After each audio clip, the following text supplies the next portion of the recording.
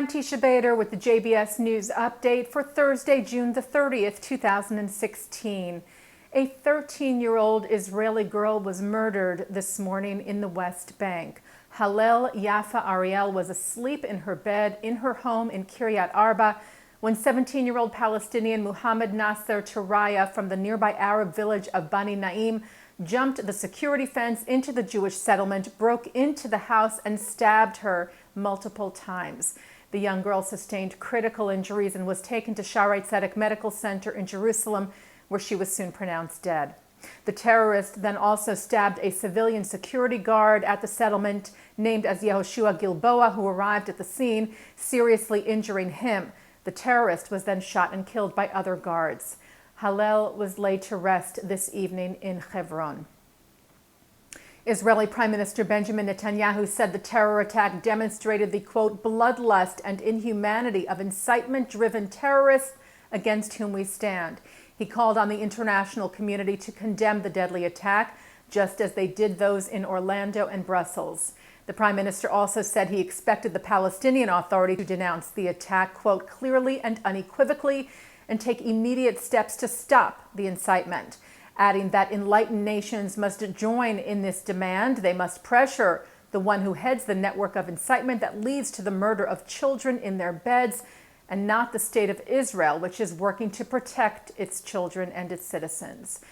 And a short time later, the U.S. State Department released a strong condemnation of Hallel's murder this morning, calling it outrageous, saying this brutal act of terrorism is simply unconscionable. Condemnations were also received from the European Union's representative in Israel, as well as from the German and UK foreign offices. A report expected this week by the team of foreign ministers that make up the Middle East Quartet has been delayed. The report about the stalled Israeli-Palestinian peace process was set for publication yesterday. However, reports circulated this morning that it could take another few days before being published. Special envoy to the peace process from the United Nations, Nikolai Mladenov, was set to brief the United Nations Security Council later about the status of the report. The report was initially scheduled to be released last week. However, as we reported to you, Israel had pushed for it to be delayed until after Prime Minister Netanyahu met with U.S. Secretary of State John Kerry on Monday in Rome. Jewish aerospace pioneer Simon Ramo has died. Ramo was a leading force in the development of America's military technology over the past 50 years. He advised a number of U.S. presidents, legislators, and cabinet officials on science and technology, and was a recipient of the Presidential Medal of Freedom, among other awards. Ramo was also the author or co-author of 62 books, including Let Robots Do the Dying and Tennis by Machiavelli. Ramo died June the 27th of natural causes at his home in Santa Monica, California.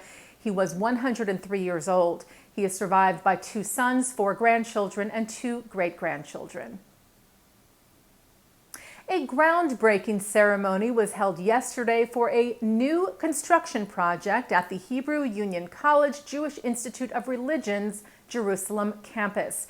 Israeli and American dignitaries joined leaders of the reform movement for the official naming of the Taub family campus, which is funded by a $15 million grant from the San Francisco-based Taub Philanthropies. The Jerusalem campus is the headquarters for the reform movement in Israel, which includes the World Union for Progressive Judaism, the Israel Movement for Progressive Judaism, the Union for Reform Judaism, and Israel's Religious Action Center. It is also where the HUC's North American rabbinical, cantorial, and education students are required to spend their first year of study. U.S. Ambassador to Israel Dan Shapiro addressed the gathering yesterday, where he called the institute a beacon of tolerance and pluralism in Israel.